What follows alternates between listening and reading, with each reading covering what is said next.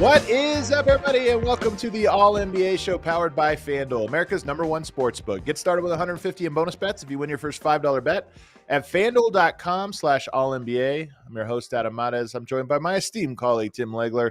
Legs, we went to bed last night. We had some games to talk about. We had some stuff, but we woke up this morning to some crazy news, including Chris Paul being thrown off of the team plane and sent home. So much to talk about today. How you doing? Good, man. I want to start by doing this because the camera didn't catch it at Let's first. go. I saw that. Yeah, I saw that. Here you go, man. That's it. By the way, so comfortable. I got, I had some gear there. It was a pretty steady flow of gear coming in. It's been a drought here lately. So let's see what we got. You might want to go through and see, you got any new inventory for me. Be nice. Okay. That was a nice little hint right before Christmas. Yeah, I don't get it. I only get to Denver, as we know, a couple times a year, typically, and I come in there, but I don't know when. This is what's crazy. I don't know yet what games I'm calling beyond Christmas, man. It's kind of crazy. Like, we're waiting for the schedule. And I'm sure I'm obviously going to get some Denver games, but I don't know if I'm going to be coming out there. Hopefully at least, one or two times, man, before the All-Star break is what I'm hoping. Well, I don't know if Denver's going to be that exciting to watch in the month of December with all the injuries they have and how they're playing. So January, I'll wait for it. Right. Hopefully you make it out there in January. We got to do a live show too or something. Let me know in the comments. Would you come out in Denver if we did a live show? I think that'd be a fun one to do at the DNVR. Why don't we do, get the company to pay for we do some remote shows from thinking maybe the Caribbean or something. You know what? I'm going to propose it. I'm going to propose that. I think it's a great idea. Let's do it. Yeah, man. Let's see. We got a lot to get to today. We're going to talk about the big Celtics win. We'll talk briefly about that. Giannis, according to Brian Windhorst, already asked for a trade. The Chris Paul news, of course, but Thunder Warriors is going to be our game breakdown. And then in the back half of the show, Would You Rather Wednesday. Maybe a new segment we're going to be doing here on Wednesdays where we talk about what would you rather. And today it's going to be between who would you rather build around with some big names.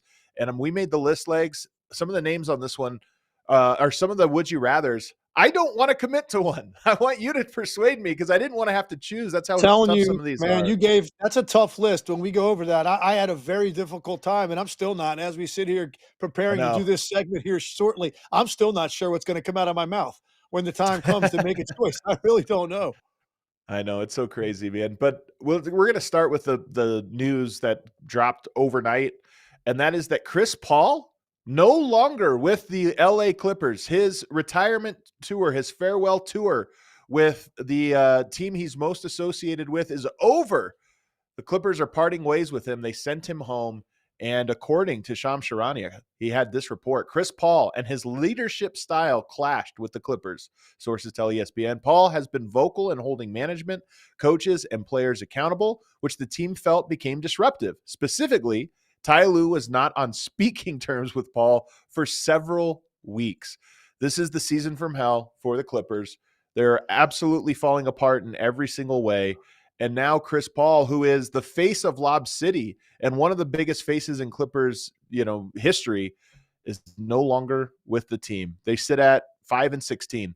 What do you make of this report? We know Chris Paul can be kind of like a tough personality. He's hard. He can wear on you, but it's only been 5 weeks, Legs. Well, I think, first of all, I'm not super shocked. I'm shocked by, I guess, how it played out for a guy of his stature and the career that he's had. And, he's obviously a Hall of Fame player and, one of the top point guards of all time. Everybody's got a different list of where you would put him on that. But I'm surprised, I guess, that it happened the way it did. Like, apparently, and you read Shams' report. Chris Haynes also has some stuff out there saying they were stuck at the Miami airport for 6 hours due to mechanical issues, right? And that delayed them taking off. And Ralph said, guys just sitting around getting irritated, I guess. And that's when in the middle of the night, everybody found out about Chris Paul being off the team. And it said, weeks ago, Chris Paul requested to have a meeting with Ty Lue to discuss allegations of his being a negative presence on the team, but Lue refused to meet with him. And Lawrence Frank then traveled to Atlanta to deliver the news that they were parting ways. So it's an ugly divorce here at the end. Bottom line is this. They didn't really have a role for Chris Paul. They didn't really have, I think, a usage for Chris Paul. And I don't think they had necessarily an appreciation for what Chris Paul was going to be able to bring this team. It's been a disastrous year from the beginning, and that creates a lot of tension. And here's what I'll say about this report about Chris Paul and his leadership style and being vocal and getting on guys. And that's kind of, Chris Paul's been known for that. Here's the difference, though, Adam. When you're doing that as a player in the league, when you're out there playing 35 minutes a night and you're like heavily contributing to wins or losses, but mostly winning throughout his career, he's been on good teams, that's going to carry more weight, or at least it's going to be tolerated a lot easier. When you're playing 14 minutes a night and shooting 32% from the field, and there's been DNPs thrown in there as well, and now you're also still trying to be like this vocal guy, if that stuff is true, what's being reported, that's not going to go over well with everybody else. It does matter. I don't care who you are. Even, I'm telling you, even guys that are absolute Hall of Famers, or even current all league type guys, if they're out for an extended period of time and they're wearing street clothes, like the voice in the huddle gets old to guys. And that's even for guys on that level that are coming back maybe in a couple weeks and they're going to drop 30 their first game. Like even those guys, it's hard when you're not contributing to have a big voice in the huddle, in the locker room, on the plane, like what to the coaching staff with suggestions, like whatever it may be. And that's kind of what I'm taking from this tweet by Shams. That's what it sounds like was going on. And it was like irritating people. I'm just telling you, it's a little bit more understandable when a guy's not really playing or contributing or playing at a high level. That stuff does not really go over well with the rest of the team. I don't care who you are. Well, they've lost 5 in a row and everything is negative. I mean, at 5-16, their season, I mean, they have no reason to tank, so they're going to keep pushing. But now Sure. the mountain is so big to climb that you start to lose all faith. And then I just think about it this way.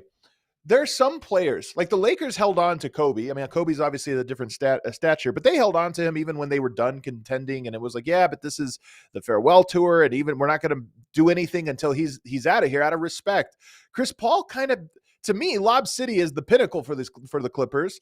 He was the face of that. And to do this so unceremoniously in his farewell tour, I mean, he just announced his retirement a couple weeks ago. To do it, to me, just feels like bad juju for an organization that is steeped in bad juju. Yeah, I totally agree with that. And look, that's a whole nother argument. Like if you want to debate, is this the right thing to do from an organizational standpoint? Like we can get into that. Not even team, right? organizational. Yeah, right. From the team standpoint and like making this decision now to a guy that meant that much to the organization at one time. I don't know. Let me ask you this.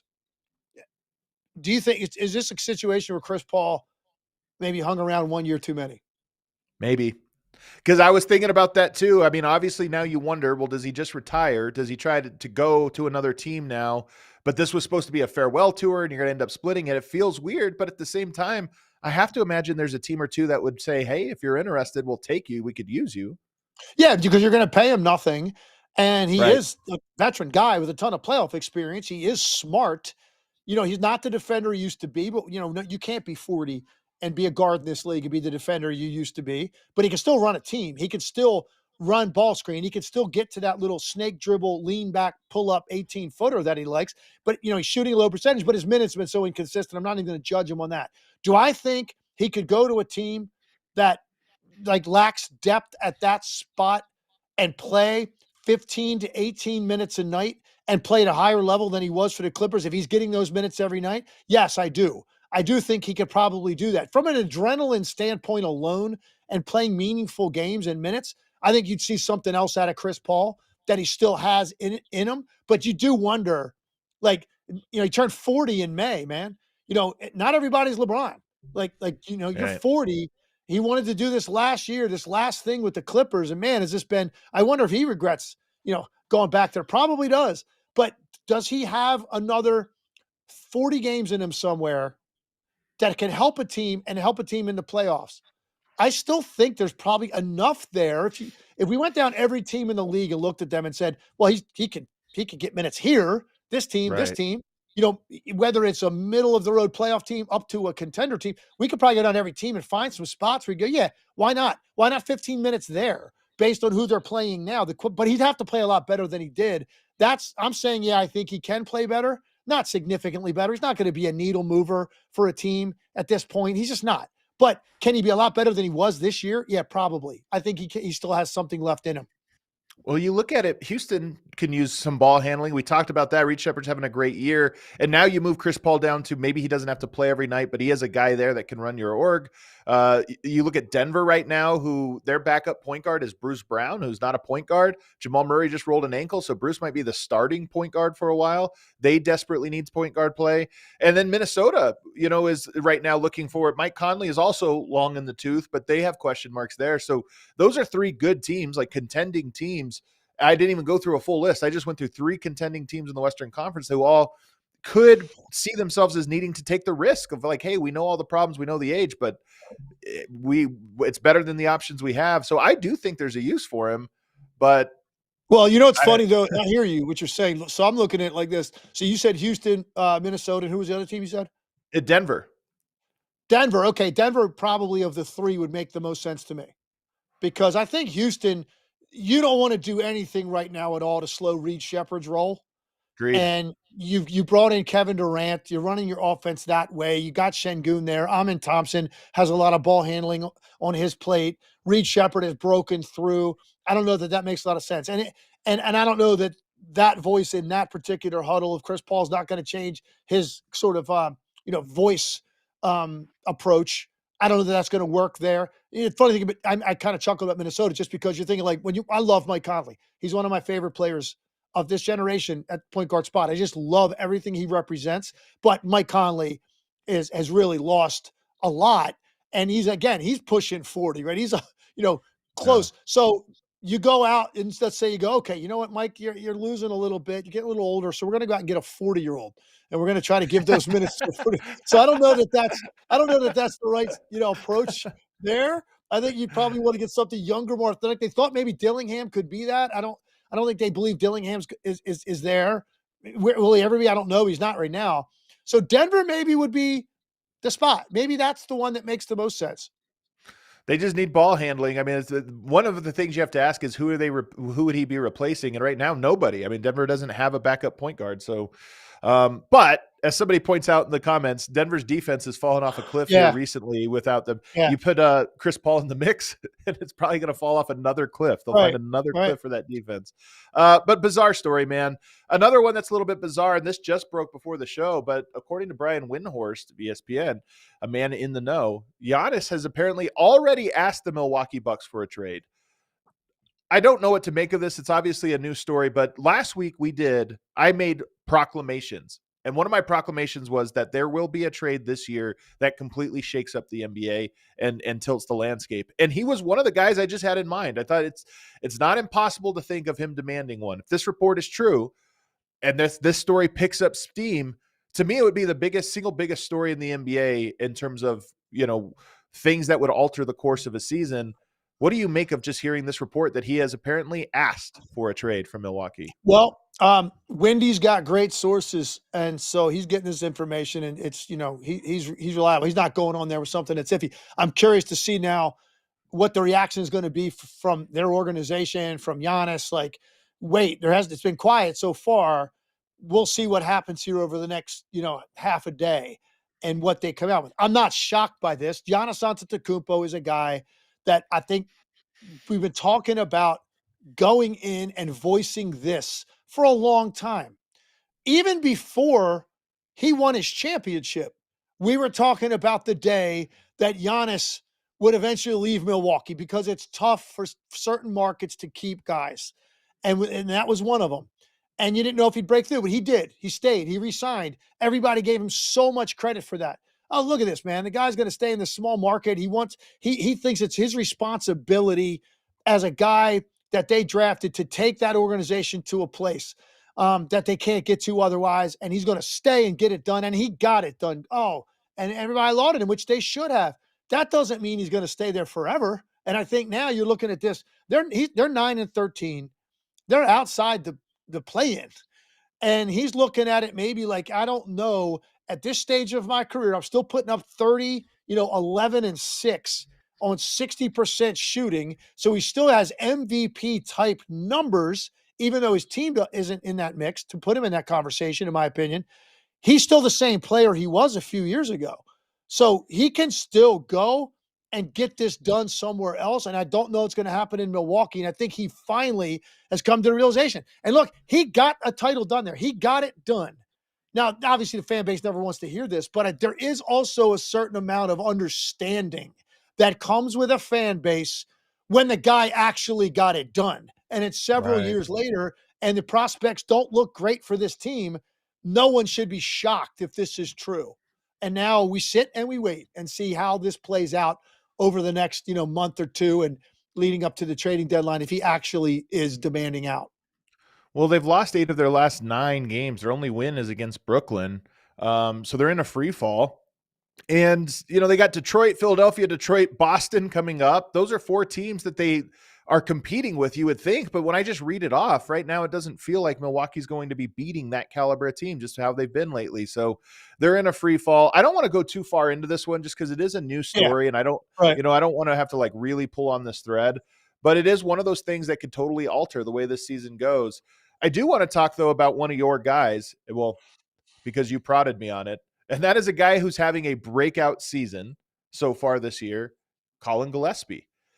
Just recently helped lead the Phoenix Suns to a win. Oh, there it is. Like, did he claim this guy already? Or are you just preemptively? Did you claim? I did. Or are you claiming him right now? I did. James knows what's what. Giving him the preemptive claim. Okay, I was going to say, I don't remember it, but I was throwing you an alley-oop to claim him here. Yeah. Well, basically, listen, how it works also, like if one of us triggers the conversation through a text message about a guy and it hasn't come up before, that to me is basically the same as claiming your guy. You know what I mean? It's basically the same thing. Okay. All right. This is one of the more fascinating stories that you're going to have. And I just so relate to it, appreciate it, respect it. So I'll give you the Reader's Digest version for people that don't know. Collin Gillespie is a Philadelphia Catholic League high school player. He played at Archbishop Wood in the Northeast. And going back first to his high school career, you're talking about a guy who's a steady player in high school, a good player in a great league. It's one of the best high school leagues in the country, the Philadelphia Catholic League. A lot of Division I players come out of the Philadelphia Catholic League. And he was a good player. Going into his senior year, he had no scholarship offers. In fact, he said his dream would be if he got an offer from Delaware. Like that was the offer he wanted to get. Well, that year, I think it was February or March of that year, he played a very high-profile regular season Philadelphia Catholic League game at the Palestra, which they play games there, and they play the playoffs and finals of that league are played there in front of a complete packed house. 10,000 people go to these high school games in Philly. And he was playing against a kid named Quade Green, who had already committed to Kentucky from, I think, Newman Goretti. And he scored 42 points in that game, Collin Gillespie. Outplayed this kid. Jay Wright was there. Jay Wright then proceeds to offer Collin Gillespie a scholarship. He goes to Villanova, is part of a rotational player on a national championship team as a freshman, where he actually played minutes in the national championship game, proceeds to go on and win Big East Player of the Year by the time he's done at Nova, enters the professional world undrafted, a bunch of two-way contracts. Denver even had him for a time. Probably didn't get to see enough of him at Denver to know what you had. Finally ends up in Phoenix this year, signs a 1-year guaranteed contract going into the season for $2 million. So he finally felt security. And all this guy has done this year is he's now starting for them, playing 27 minutes a game. But this is what the guy has done in the last, 6 games. 20, 15, 16, 21, 24, 12, and 28. He's now starting for this team. He's shooting over 50% basically every night. He's shooting 50% from the three. He's getting assists. He's always on the court at the end of the game. He's become now a critical player for the Phoenix Suns and basically their starting point guard. That's where this guy came from, going into his senior year of high school without a scholarship offer. He's now starting for the Suns and playing out of his mind. And last note, he played for an AAU program called the Northeast Sting in Northeast Philly. They weren't one of the shoe sponsored leagues. Like I coached in the Under Armour circuit, but you go into some of these tournaments, they're not all shoe tournaments. Sometimes you go into a regular, like a good tournament. We played his team, by my estimation, 8 to 10 times. They never beat us one time. We never lost to the Northeast Sting one time. Not one time. We had some games come down to the wire. They were very well coached. He had another guard on that team that was really good. And he stood out to me because, I mean, this kid's tough. He's smart. Had no idea if he was even going to be a Division I player at the time.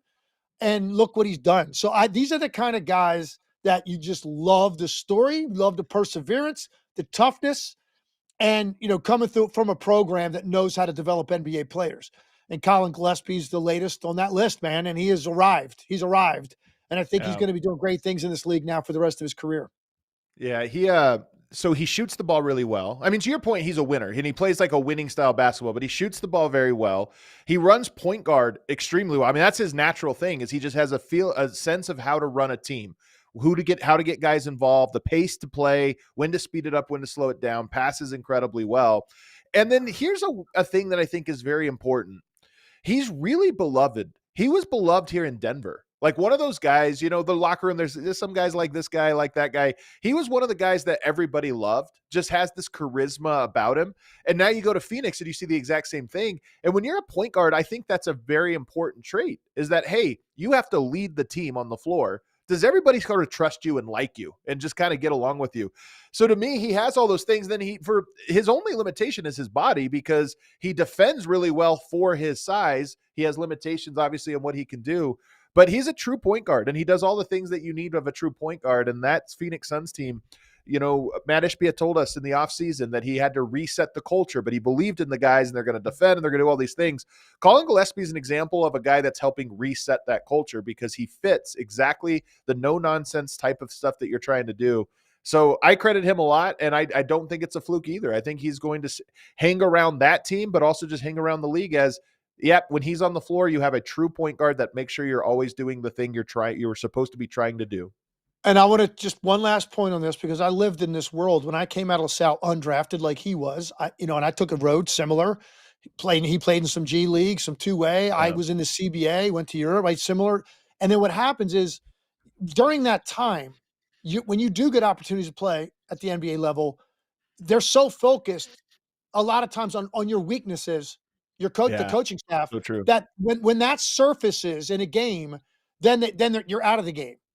And you never get a chance to prove, number one, that maybe that weakness isn't quite as big a weakness as you think it is, because like in his case, 6'1", and you're thinking he's going to get picked on a little bit, like defensively. Then you come to find out, you know what, actually, once his offense, he has a little breakthrough one night, and now he gets a little bit more run, and you decide to leave him on the court, now you start to get a longer look at him as a coach, and you go, actually, this guy's really competitive defensively. He slides his feet. He's got quick hands to rake. He's always in the right place as a help defender with his rotations, and he's really smart. So like that, he's perfectly fine defensively, but you have to have a breakthrough on the other end first. And that happened by him having a couple good games, fourth quarters. He played well for a couple games. Next thing you know, they're putting him in there earlier in the first half. And now it's like, wow, this guy can really play. So now I'm not as focused on his weaknesses anymore. It happens to so many guys. And look, man, there's hundreds of guys that never had the breakthrough offensively to allow them to stay on the floor. And you never heard of them. They're out of the league within 2 to 3 years, or if they even got a chance to play, right? So that breakthrough has to come from a coaching staff that finally goes, you know what? This dude is getting it done on one end, and now all of a sudden, you know what? The other end, it doesn't bother me as much, or maybe he's actually better than I thought he was in certain areas. And I think that's what Collin Gillespie has done. It's happened right before our eyes over the last 2 weeks, really. And like I said, I think this dude is now good to go as I don't know if you've been an NBA starter his whole career, but he's going to be an NBA rotational player for a very long time in this league because he just had that breakthrough right in front of our eyes. Well, one last thing here in this opening layup lines that I wanted to get to, and that is the Boston Celtics got a big win last night against the New York Knicks. If you remember, we talked about on Monday them getting a win over the Cleveland Cavaliers. Prior to that, it was the Detroit Pistons, and prior to that, it was the Orlando Magic. Those are the teams that we are talking about as being at the top of the or in contention for playoff spots in the Eastern Conference. And here they are going 4-0 against them. They did lose to Minnesota in between then, a Western Conference team. But when you talk about having to beat the teams in your conference, this shorthanded team just did that.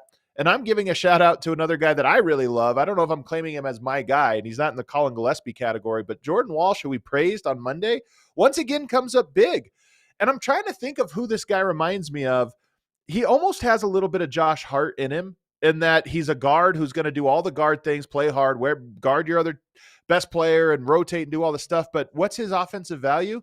The guy just goes so freaking hard on the offensive boards, and he seems to find an offensive rebound at the exact moment that is most critical. And that's a Josh Hart trait. Like Josh Hart, offensive rebounder, yes, he's great, but he always gets the offensive rebound in the exact moment it's needed. Jordan Walsh did that last night, played the short roll, kicked it out, missed three, grabs the offensive board, puts it back in, and it was like, man, that was the biggest play of the night. Well, they were down 14 in this game, and they looked like they were getting run off the floor.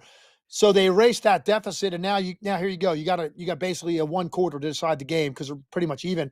And Jordan Walsh was huge in the fourth quarter. 6 points, 5 rebounds in the fourth quarter. Derek White played great down the stretch, which he's prone to do. And then Jalen Brown was a monster the entire game and had a big play late with a breakaway, gets a dunk, kind of seals the game. This is a great win for Boston. There's no other way to describe it. You look at what they have done and the way they've turned things around from the way they looked early. So impressive. And Jordan Walsh is taking advantage of an opportunity on the wing with this team. And sometimes you get this added opportunity because of injuries. You better jump on it because it's going to change the narrative about you going forward. And it's going to create a more of an opportunity, a viable opportunity, even after they're whole. You're going to find ways to get him minutes. And this was the first opportunity he's had to play consistently in this league. And he seems to be on the floor, Adam, to your point, in the mix in a lot of important runs during games for the Boston Celtics. And some nights that doesn't necessarily mean he's scoring, but he plays hard. He's rebounding the ball very well. And he just seems to be in the middle of like plus minus on the plus side when you have to have it in a game. He seems to be part of that. So I think he's also a guy that's had a breakthrough like Gillespie, and not to Gillespie's level, like you said, because Gillespie's got the ball a lot now. He's really playing free. Jordan Walsh is still going to be very much a role player and how it comes, but he's earned the right to be on the floor in big spots for this team. Boston Celtics are 2.5 games out of the 2 seed legs. Like this happened quick. You go on a run and now here they are. They play a lot of the teams ahead of them here in the next week and a half. So just don't be surprised if you look up and see the Boston Celtics up there in the top of the Eastern Conference standings, which would just be crazy. All right, we got to take a break. We got to take a break. On the other side, our game of the night, and we're going to do our FanDuel game breakdown, was the Thunder dominating the Warriors, then choking it, and then dominating again in the clutch. We'll break it down on the other side. But first, you guys, let me tell you about a new partner here, Aura Frames. If you're a last-minute shopper like me, right now, what do you have, 22 days before Christmas? So you're trying to think of gifts for everybody in your life. Well, I've got one for you. It's Aura Frames. That's a really incredible thing. I had this idea like 15, 20 years ago, but they made it actually happen.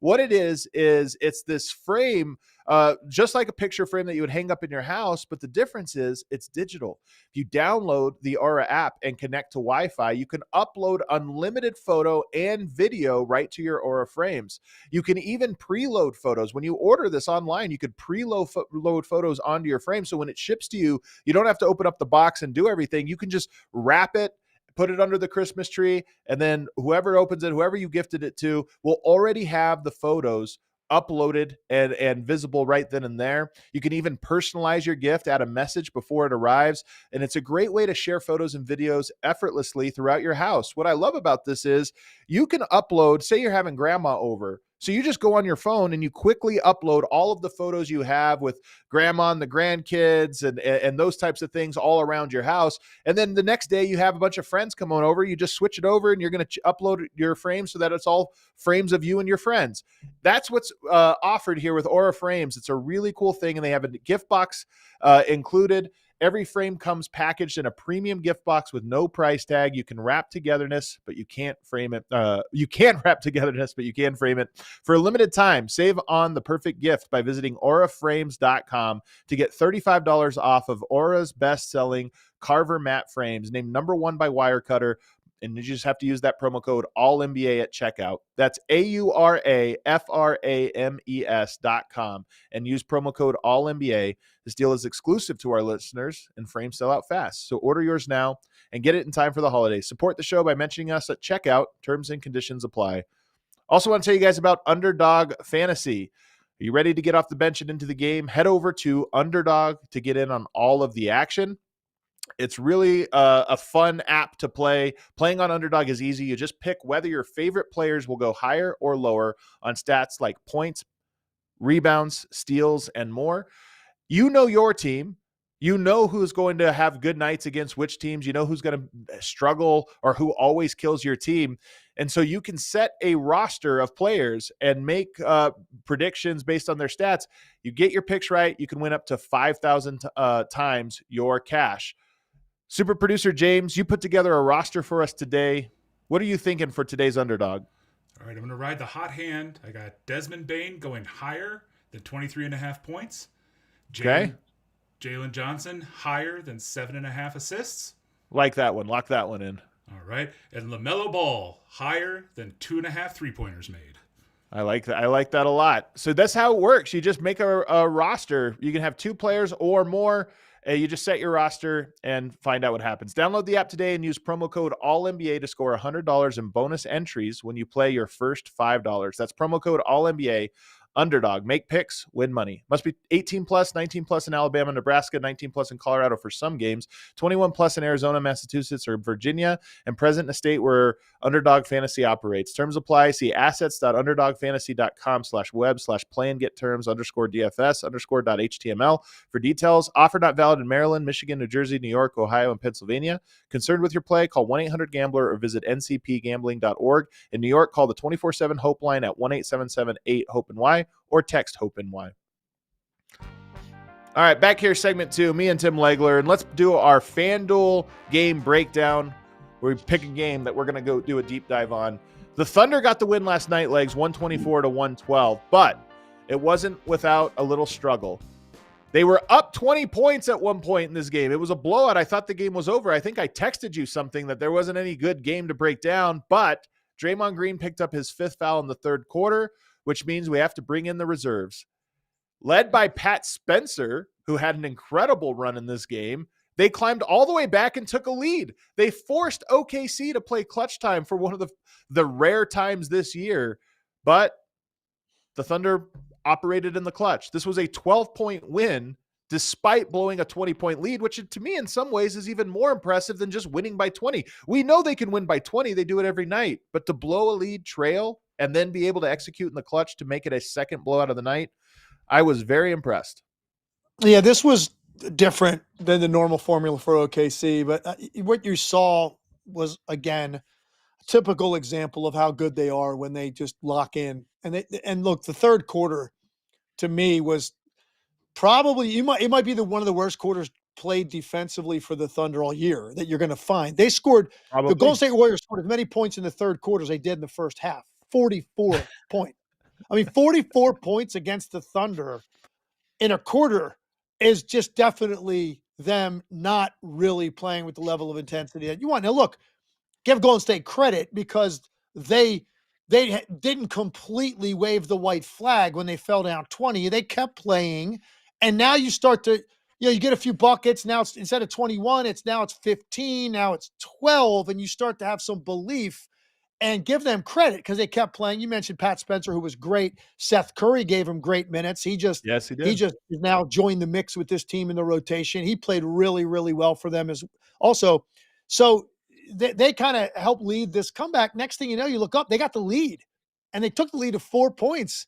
Now you're thinking, okay, OKC is now going to have to work over the last 8 minutes of the game to get this done. And you saw what it looked like when they go to work. It looks a lot different than it did in the third quarter. Their defense, all of a sudden, there are no driving lanes. Every driving lane, you're in traffic. Every drive is forced to be a kick out rather than get to the rim, which they were in the third quarter. And they were getting back in transition again. And then on the other end, they were just carving them up. Shai did what he wanted during that stretch, but they also moved the ball so well to find the right guy with one more pass to lead to an open shot. They made it look really easy over the last 6 minutes of the game, which is kind of how they make it look a lot of nights. So I think that was more like who they are and who they've been than what happened to them in the third quarter. But look, here's what's happening right now, Adam, in front of our eyes, right? This team now, because they're 21-1, this team is at the point, if they're even trailing in a game in the second half, it's almost like you're gonna cut away to it. Like you're gonna have like the national newscast cut away. They're gonna have the Thunder game in the upper right-hand corner of the screen, right? Because it's like, oh my gosh, everybody's on the edge of their seat. Are they gonna lose a game tonight? Like that's where they're at. And guess what? They're gonna be like that all year because everybody's looking now. Hey, 73 is absolutely doable. And so Right now. there. If you fall behind in the fourth quarter and you're the Thunder, this becomes national story. Social media is going to blow up. Thunder are in trouble. Everybody's going to be kind of flipping over to League Pass or following the game on their phone. That's what they've created now. And that's what happened last night a little bit. And then they just went, oh, sorry for tuning in, but here's what's about to happen. Next 6 minutes, we're going to shut this thing down. And it's exactly what they did. And they ended up cruising to a game in which they were really in trouble there at one point. I just want to stick to this game for 1 second, but I do want to move on to the Thunder here. My only last point about this game was how impressive their defense looked in quarters 1, 2, and 4. I mean, that third quarter, the wheels kind of came off. Warriors had a momentum. That crowd was great, by the way. That Golden State crowd, they really, I thought, were helping will them in because you kind of felt it coming and the crowd was going nuts. But the defense, the amount of guys that can play defense, they were asked after the game. I think it was Shai after the game was asked who's the best defender on the team. And he's like, I literally can't tell you. I have no idea because we have so many guys that you could say that you could argue is the best defender. And that's what it feels like. Other than that third quarter, there were just so many guys who could make big time defensive plays. And Golden State's a ball movement team. When they get the ball popping, you can really see some breakdowns, but not against OKC. Outside of that third quarter, there were some great drive, kick, swing the ball around the rock, but there was always a Thunder player rotating to the next spot. And there's just no team in the NBA that is able to make that many rotations on point. And they do it so effortlessly. And here's what's, again, crazy, because I called a couple games like that this year for the Thunder. You're talking about how great their defense was in quarters 1, 2, and 4. And again, we have to mention, they didn't have two of the best defensive players in the league even suited up for them. And that's where you start to go, this team has a legitimate shot if they want to. If it matters to them, they are going to be in position to break the single season record for 73 wins if they want to do it, because they can do it on nights when they're not even playing some of their best defenders, and they can still be dominant for 3 of the 4 quarters in a game, or for certain stretches in a game. Doesn't matter. They're so deep defensively that it doesn't matter if they even have everybody every night. And all that means is that you guys are getting rest on certain nights of the year, and they've already got all this depth. So it's a real thing, man. We're going to be watching it all year. And like I said, they've created now a regular season potential loss has become a major headline. If you even get them on the ropes, you've accomplished something. And that's kind of crazy. Well, I think this last week I've kind of turned the quarter with OKC. And the question I wanted to ask you today was just, do they have a weakness? Do they have a vulnerability? Because my opinion of them last year was that they were a really good regular season team. They were great. They could win the title, but that they weren't going to be as great in the playoffs, that teams were going to be able to match some of their physicality. Their defense was so great, but everybody's going to elevate their intensity and defense. And that's what happened. Last year, they have 2 7-game series. They end up winning it, but they weren't as dominant in the postseason as they were in the regular season. This year, I just don't think that's the case. I think that we're looking at a team that is better than last year. that won the title last year, that has the confidence of last year. And oh, by the way, their best player is better. And we'll talk about him here in a second. But I just look at this year and I think we might all be fooling ourselves. The Thunder might just be a tier or two above everyone else. And even on their bad nights, like last night where they give up 44 points in a quarter, they still find a way to get back into rhythm and get a comfortable win. I'm going to ask you the question. Do they have a vulnerability? Do they have a weakness in their system? I don't think they do anymore because they become a more reliable three-point shooting team. That, to me, last year when it would come up, I would say that's the one thing, even though they were lapping the field in the West and even in the league, really, with their margin that they had over everybody. And their defense was historically good. And you're going, okay, Shai was playing like an MVP. And you're going, how can you beat them? And I would say, well, there are nights when they can have a drought from the three-point line. That was last year. They don't seem to have that as much this year. They seem to be, they're middle of the pack now, percentage-wise, makes all that. And on good nights, they're right there with anybody. So that to me is not an issue anymore. I saw somebody say the one issue they have, their one weakness is sometimes they get bored, let their foot off the gas. I wouldn't necessarily label that as a weakness because they're still winning those games. I don't even think it's true though, Legs. This is the thing about them is I actually don't think they let their foot up. Last night, Golden State made some great plays. They got some momentum, but I think OKC is pretty good at just, we're up 10. Now we're up 15. Now we're up 20. I actually don't know if I agree with that they let their foot off. I agree. Listen, here's what I will say.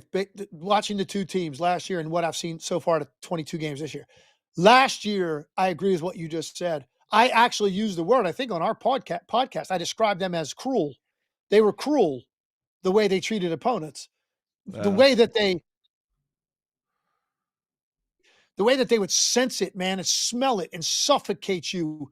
And like I would describe like what it looked like, the way, when you feed a fish in a fish tank and all the fish swarm to the lane, like that's what they look like defensively, even up 20.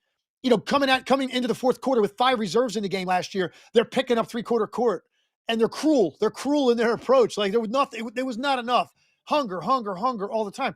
I do think this year I've seen some stretches in games where they do look a little bit like almost like this is kind of easy for us. But again, it doesn't matter because they're winning those games. Last night would have been a perfect example. Like, you have this big lead, you lose the lead, and it's kind of like, okay, Golden State, home crowd. I know Jimmy Butler was out of the game. You didn't have Steph. Didn't matter. They're playing great. The home crowd was there. They had all the momentum. And it's just like they come out of a timeout, and it's just like, okay, the next 8 minutes are going to be like just absolutely like suffocating. Yeah. And that's what they're able to do to you. But I do think there are moments in games this year when I've watched them, and it looks a little bit almost like there's some mercy there for their opponent in a way that I didn't see last year. And by the way, we're just starting December. They're not going to show that same mercy after the All-Star game. All right. So when you get down to that part, and Dagnall's not going to let that happen. Look, we're nitpicking trying to find something. Yeah. There's nothing. This team doesn't have a weakness. They've got a superstar offensive player to build around. They've got shooters around him. They've got supplemental guys to run their offense through, including now another one in A.J. Mitchell to go with Jalen Williams and Chet. You've got the biggest stable of legitimate top-tier individual defenders in the league without question, particularly on the perimeter. Exceptionally well coached, great chemistry. No, there isn't a weakness. There isn't. We're trying to search to give the rest of the league hope, and there's nothing there, man. I'm going to give you one weakness, but I'm with you. It's not really a weakness. It's more of the only way you have a chance against them. I think that with as good as they rotate, ball movement can still take away some of their teeth. I mean, they're just so good. If you're going to hold the ball and try to attack them one-on-one, they got like 9 guys that can guard everyone one-on-one. You're not going to beat them that way. They're too good. But if you can really move the ball against them, and I thought, but part of what happened in that run was you bring in some other guys, the ball was popping, you had some guys making shots and getting into the paint and making tough shots. I want to see them against some of the better ball movement teams at full strength, because I think that's the one thing. It's not even a weakness. It's just that's the one seam you can get into. But again, it's so hard to move the ball against them because the more you move the ball, the more you're likely to get a turnover the other direction, and they kill you that way too.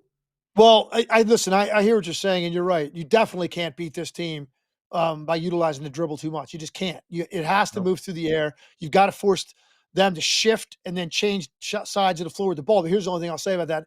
They also happen to be the best I think I've ever seen, not just in the league now, at weak side closeouts and getting to the ball and closing that No space. question.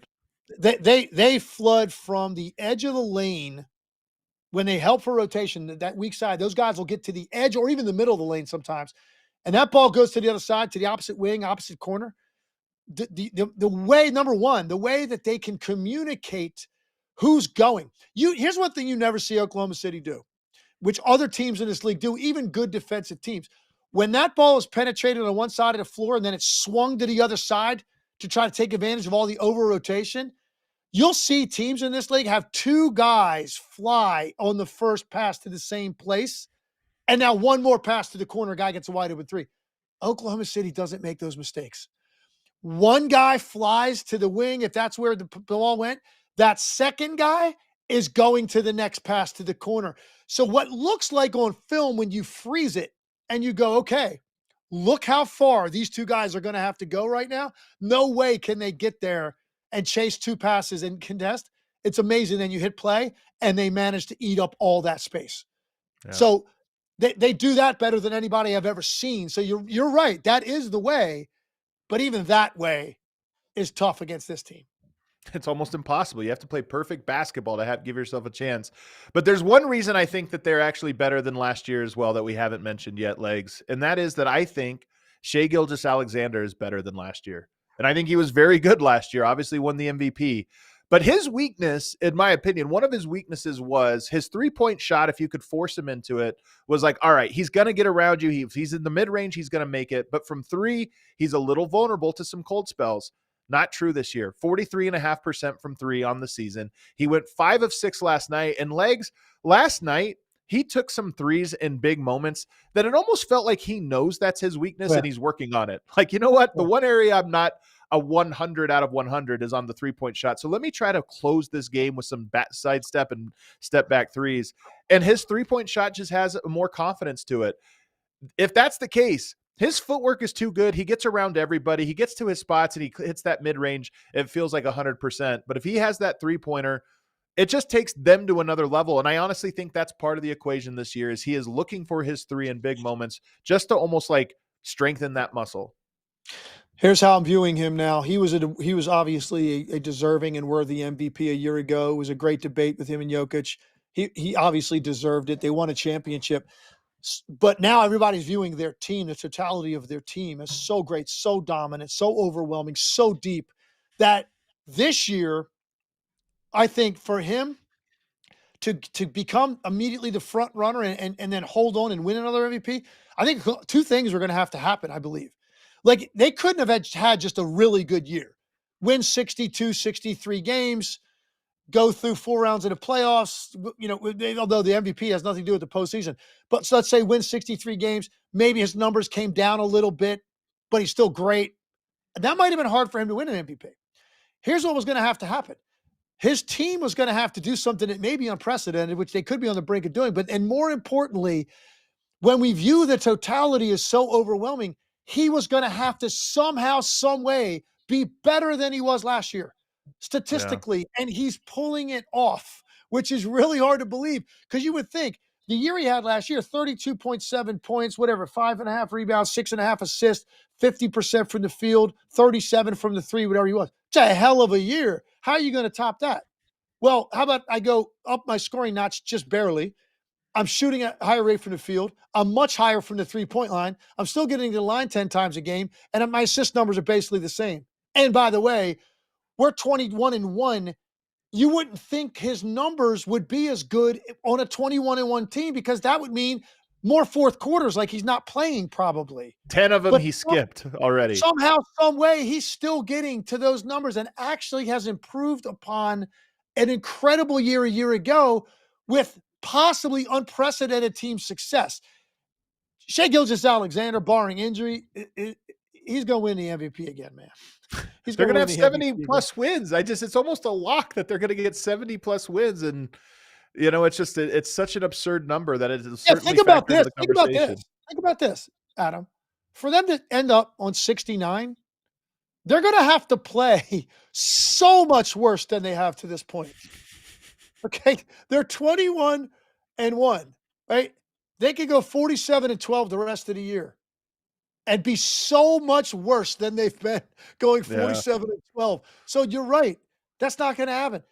70's a lock. That's a given. The question is, you get down to the last whatever, man. You're going to be probably 3 weeks of the season left, or maybe 2 weeks, but you're at 70. And then then they're going to have a 10-game lead at least in the Western Conference. At least. Are you going to then go ahead and maybe, and here's the thing, maybe they can do it without even playing everybody every night. That would be the most incredible thing, where they're actually giving guys nights off and still winning to break this record. That would be incredible.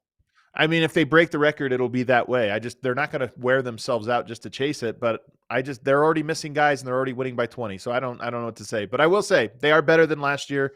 I think they're better to the margins. Guys like Chet are better. Jalen Williams getting back, he's going to become better, but I think Shai Gilgeous-Alexander is better than last year. And for all those reasons, and then you have the experience and the confidence of the playoffs last year. They're just a better team. I mean, they've added a future star player in AJ Mitchell. Hey, my guy. I think I will say this. Over the last week, I officially moved into, I think we might be fooling ourselves. There just might be a team that's a lot better, and thinking someone's going to beat them this year is starting to feel like unrealistic. Part of all of our jobs in this industry is to try to make this season as interesting as we possibly can by creating threats.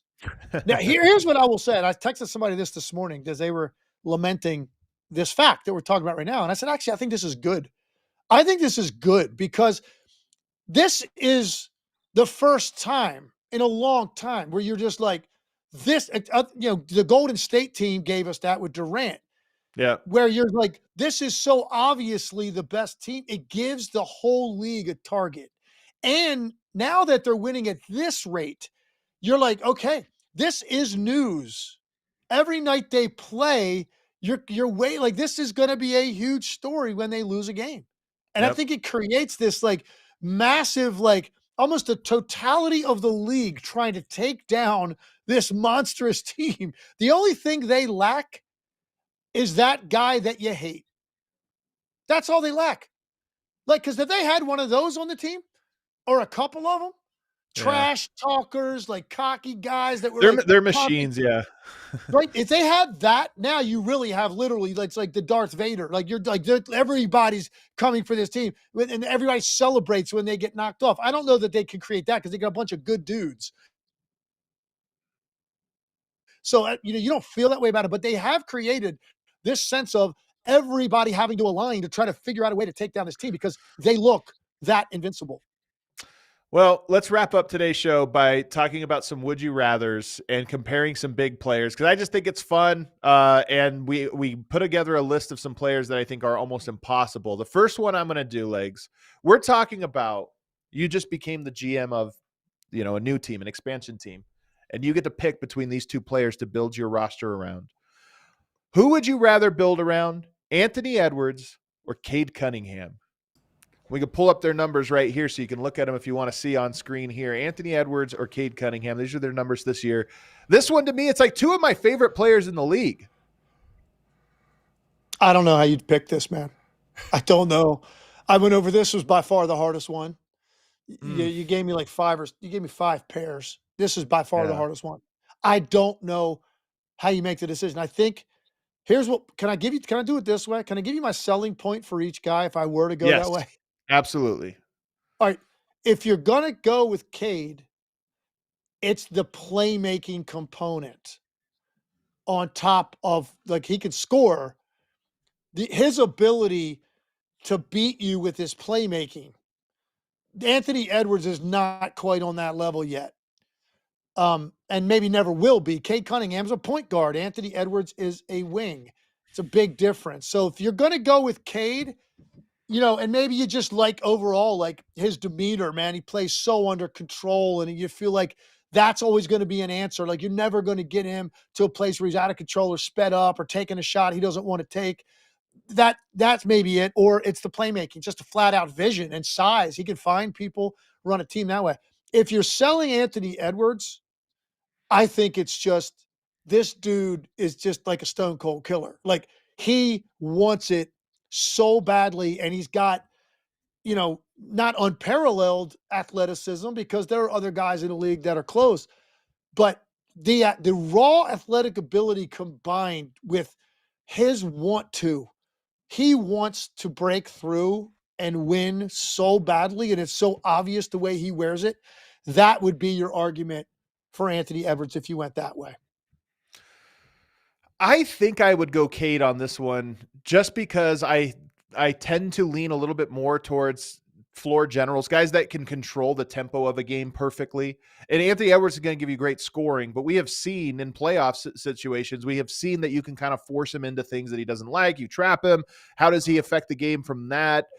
Get him in the mid-range. I know he's worked on it, but how does he affect it there? Cade Cunningham's one of those guys that doesn't seem to be disrupted. Like you're always going to be able to play the pace that he plays. So I lean slightly there, but somebody had a great comment in the chat there. He said, I would take the second pick.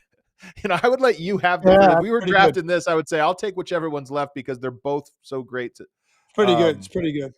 But Cade, this just shows you where Cade's at. If we did this a year ago, it'd be a no-brainer, I think. Maybe a year and a half ago, people would laugh or scoff at the idea of this.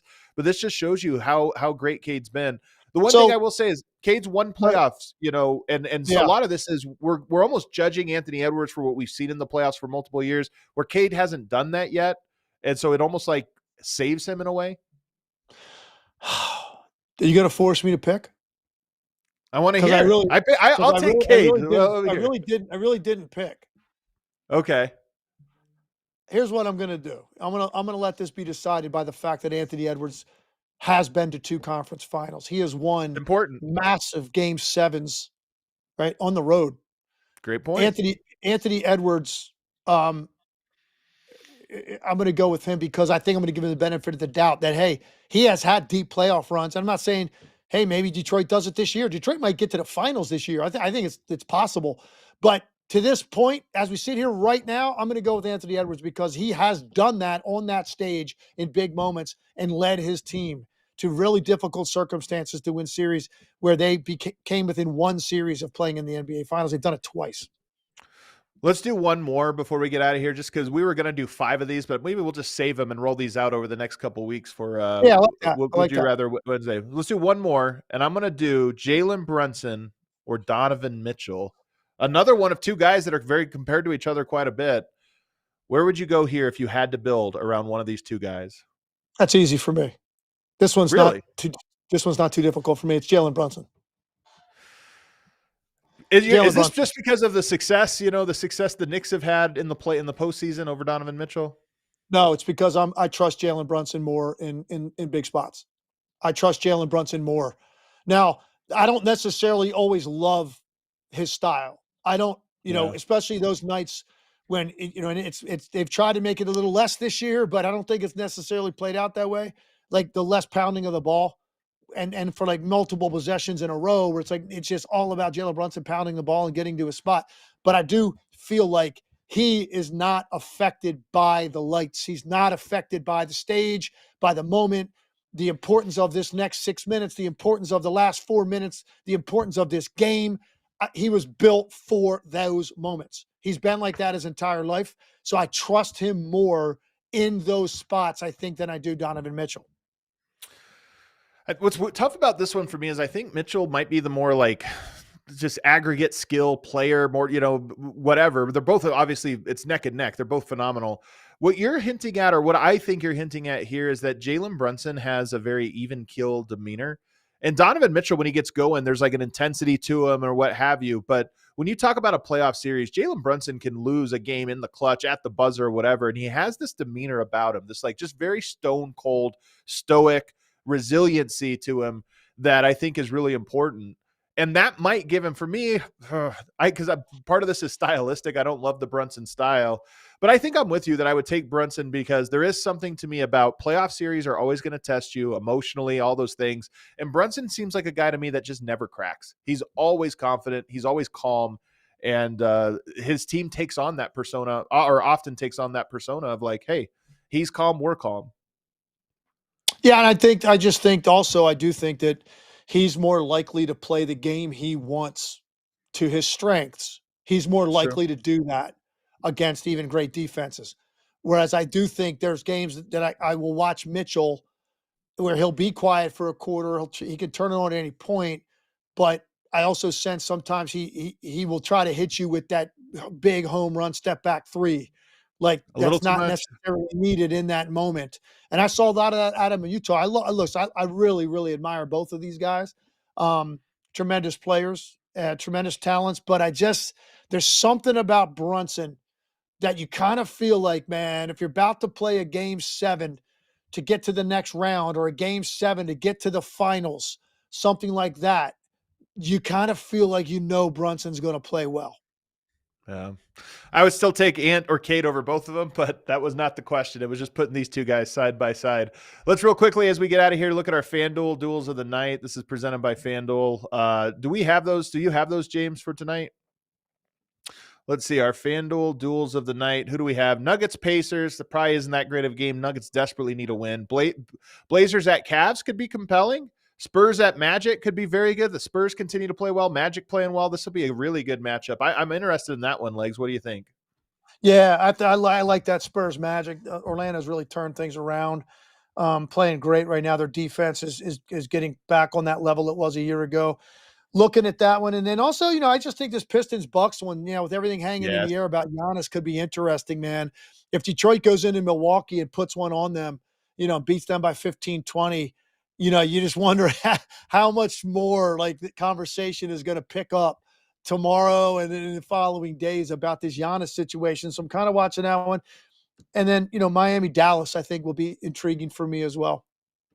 The last one, and you look at all the great players when they played in the Garden for the first time. It was something special going to the Garden.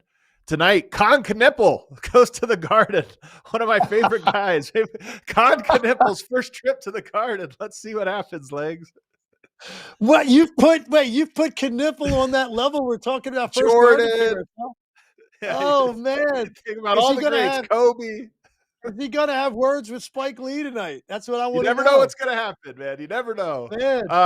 All right, we got a couple quick super chats to hit here. What do we get here from the fans tonight? Psycho Blue, our guy, he says, do you guys remember the book Scarlet Letter? And eventually the people in the story forgot what it stood for.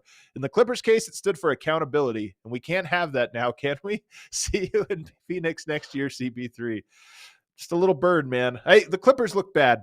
I don't know what to tell you. As an organization, as a team, as a season. I was thinking back, Legs, were you in Vegas for Summer League the year that Paul George, Kawhi Leonard trade went down? Do you remember where you were?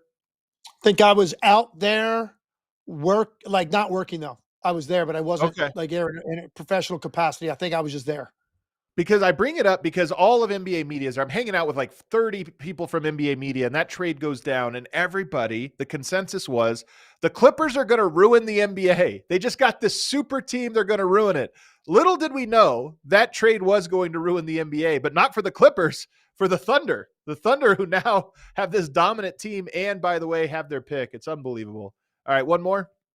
Jay Money says OKC can possibly get 3 lottery picks this draft. LOL. Nothing funny about it.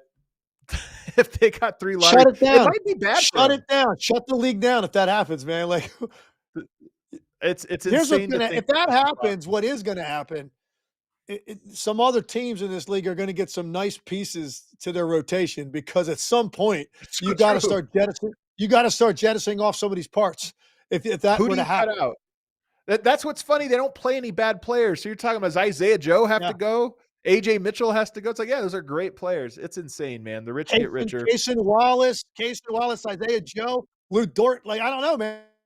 And like, so some other teams are going to get, and what's funny is some of those guys could end up in places where they're getting greater opportunity even, but aren't nearly as relevant because they are perfect for the situation they're in. Yep. Cue that outro music there, James. We appreciate everybody hanging out with us. We hit a lot of topics today, talked about a lot of teams. Let us know in the comments if you're enjoying the show and what you think about some of these would you rathers. Let us know what you're thinking about the Oklahoma City Thunder. Just join the conversation. We always like hearing from you guys, and make sure you're subscribed. I'm back with Jason Timpf on Friday, Mark Stein on Saturday, so make sure you're subscribed to the show and hit that like button for us on the way out. We'll see you next time.